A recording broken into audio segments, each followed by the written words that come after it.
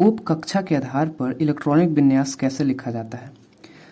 तो इसके लिए आपको मात्र 2 पॉइंट को ध्यान में रखना होगा और आप ये समझिए कि आपको इलेक्ट्रॉनिक विन्यास लिखना आ गया। पहला पॉइंट है कि उप कक्षा 4 होता है, एस, पी, डी और एफ।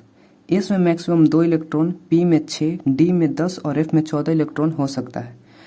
मैक्सिमम इतना हो सकता है, हम इससे कम लिख सकते हैं, इससे ज़्यादा नहीं लिख सकते। ठीक है। अब दूसरा पॉइंट आप ये ध्यान रखिएगा कि आपको इस क्रम को याद रखना है। 1s2, 1 है सेल यानी कि कक्षा, एस है उप कक्षा, और यहाँ पे हमने याद कर लिया है कि इस उप कक्षा में मैक्सिमम 2 इलेक्ट्रॉन होगा, तो यहीं पे यहाँ लिखा हुआ है 1s2, 2s2, 2p6। ये आपको 6s2 तक याद रखना होगा, कम से कम 6s तक आपको याद। ये दोनों पॉइंट याद करने के बाद आप ये समझिए कि आपको इलेक्ट्रॉनिक विन्यास लिखना आ गया। तो चलिए हम लोग एग्जांपल से एक समझ लेते हैं। यहाँ पे मैंने सोडियम का एग्जांपल लिया है। सोडियम का इलेक्ट्रॉनिक विन्यास लिखना है हमें, जिसका परमाणु संख्या 11 होता है। तो इसको लिखने के लिए मैंने बोला था आपको एक क्रम याद रखना है, तो यहाँ पे लिख लीजिए। सबसे पहले 1s, कितना इलेक्ट्रॉन हो सकता है, 2 इलेक्ट्रॉन, तो हम 2 लिखेंगे। फिर 2s, फिर 2 लिखेंगे, लेकिन कब तक लिखेंगे, जब तक 11 पूरा ना हो जाए। अभी हमारे पास 2 तो 4 हो गया है।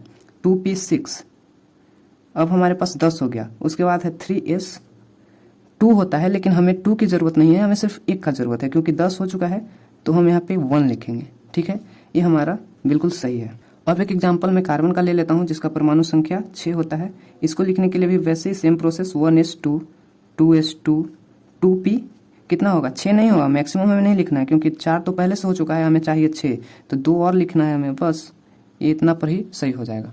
लास्ट में आप एक पॉइंट याद रखिएगा कि D4 और D9 नहीं लिखा जाता है, ये गलत हो जाता है। इसके जगह पे आपको D5 या D10 कर देना होता है।